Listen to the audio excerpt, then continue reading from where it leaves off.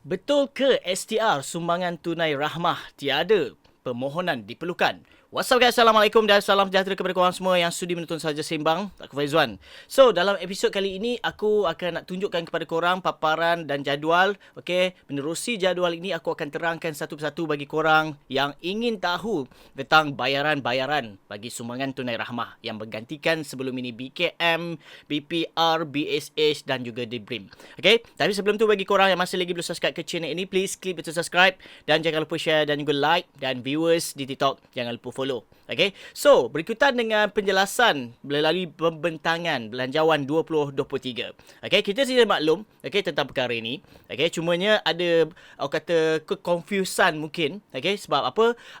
Yalah, tak faham. Okey, sekejap ada tambahan 600, lepas tu data e-kasih, sebelum ini bukan ambil daripada data LSDM ke? Tetapi dalam orang kata sumbangan tunai rahmah ini, seperti mana yang dimaklumkan sebelum ini, memang fokus kepada yang bersasar. Okey, itu semestinya. Cumanya kalau macam spesifiknya, bantuan ini adalah bantuan tambahan yang bukan bentuk tunai untuk pengajaran korang. Jom kita tengok paparan ini. Ini menerusi budget.mof.gov.my.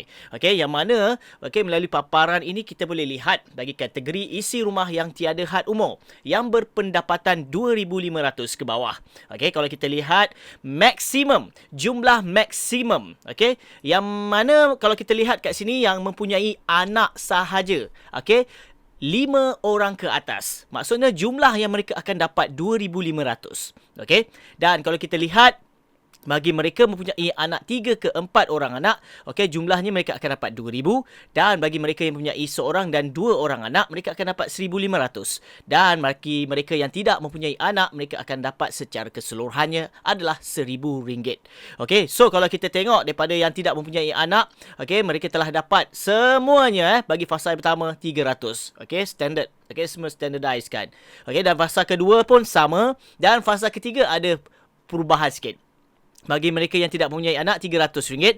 Bagi mereka fasa keempat, RM200. Dan bagi mereka yang mempunyai seorang dan 2 orang anak, yang membezakan bagi fasa ketiga RM400 dan fasa keempat RM600. Okey, aku tak nak bagi tahu apa bulan apa sebab korang boleh tengok kat sini lah. Dan bagi mereka yang mempunyai anak 3 dan 4, okey, RM600 bagi fasa ketiga, dan bagi fasa keempat, okey, iaitu RM900. Dan bagi mereka mempunyai anak 5, okey, ke atas, maksudnya bagi fasa ketiga RM800 dan RM1,200 bagi fasa yang keempat. So, kalau tengok jumlah kat situ. Dan bagi kategori isi rumah, tetap yang sama, yang berpendapatan 2,501 ke 5,000.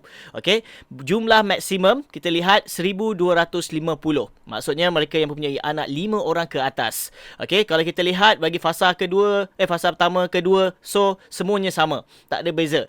Tapi bagi fasa yang ketiga, bagi kategori ini tidak dapat apa-apa. Maupun fasa keempat. Okey, yang mana jumlahnya dia akan dapat RM500. Dan bagi mereka yang mempunyai seorang dan 2 orang anak, okey, hanya fasa yang ketiga saja mereka akan dapat RM150, dan fasa keempat elak. Okey, jumlah secara keseluruhannya RM650. Dan bagi yang mempunyai anak 3 dan 4, okey, mereka akan dapat tetap RM200 seperti fasa kedua, dan fasa keempat mereka akan dapat RM300, dan jumlah keseluruhan mereka akan dapat RM1,000 sahaja. Dan bagi mereka yang mempunyai 5 orang ke atas, mereka akan dapat RM250 bagi fasa ketiga, dan bagi fasa yang keempat mereka akan dapat RM500, dan jumlah secara keseluruhannya RM1,250. Dan bagi warga emas sebatang kara yang berpendapatan RM5,000 ke bawah, okey, yang tidak mempunyai anak lah, okey, bagi fasa yang pertama, kalau tengok fasa pertama pada hari itu mereka dah dapat dah RM100. Sama juga fasa kedua RM100. Okey, bagi fasa yang ketiga RM200 dan fasa keempat RM200, dan jumlah secara keseluruhannya RM600. Dan bagi kategori bujang 21 tahun ke 59 tahun yang berpendapatan RM2,500 ke bawah, mereka akan dapat okey RM100 bagi fasa yang kedua, dan RM150 bagi fasa ketiga, dan tiada fasa keempat.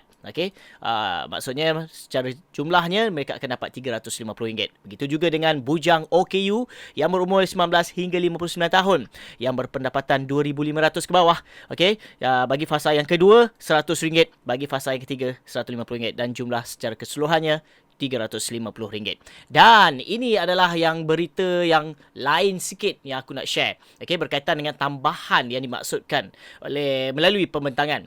Okey, walaupun benda ini tak lulus lagi, tetapi insya-Allah lah benda ni akan lulus juga. Okey. Jom kita tengok paparan ini. Daripada jadual ini kita lihat, okey, jumlah penuh 3,100. Ini dia fokus kepada ini guys, bagi kategori isi rumah yang berpendapatan 2,500 ke bawah yang mempunyai bilangan anak 5 orang ke atas. Ini yang dapat manfaatnya sekiranya daripada data melalui kasih itu adalah ada, maksudnya mereka layak untuk dapat manfaat bagi penambahan RM600. Dan untuk pengetahuan korang adalah bentuk sumbangan bakul makanan dan secara voucher untuk barangan makanan asas, bukannya bentuk tunai. Okey, kalau kita lihat dekat sini pembayaran ini akan berlaku pada Julai. Okey, so dah macam tengah-tengah kat sini lah. Dia tengah-tengah dekat antara fasa ketiga keempat. Waktu itulah dia akan dapat manfaatnya. Okey, bayaran 1 Julai 23 akan bermula RM100 setiap bulan RM100, RM100, RM100 lah. Okey, dan bagi kategori yang kalau kita lihat mempunyai anak 5 orang ke atas, mereka akan dapat tambahan RM600. So jumlah daripada tambahan yang ini 2,500 ini ditambah dengan 600 bermaksud 3,100. Dan juga bagi mereka yang mempunyai 3 dan 4 orang anak, mereka akan dapat 2,600 secara keseluruhannya, maksudnya tambah dengan ni. Dan bagi mereka yang mempunyai seorang dan 2 orang anak 2,100 dan tidak mempunyai anak 1,600. Okey, ingat kalau kita lihat dekat sini, ini adalah tidak mempunyai anak. Okey, asal ni kalau kita boleh tengok kat sini, yang tidak mempunyai 1,000. Okey, so ditambah dengan 600, maksudnya jumlah keseluruhan dia mereka dapat 1,600 lah. Okey, dan kalau kita lihat sini, tersenarai miskin tegar dalam rekod data IKASI sahaja yang layak untuk dapatkan manfaat bakul makanan dan secara voucher.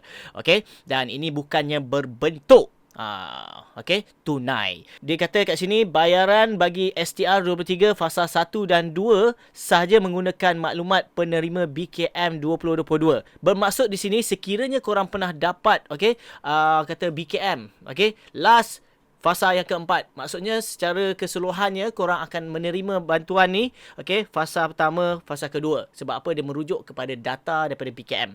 Dan kalau kita lihat dekat sini untuk fasa yang ketiga dan keempat, akan menggunakan maklumat penerima STR. Kiranya maklumat yang telah diupdate, dikemas kini nanti, sekiranya korang buat declaration dengan LSN.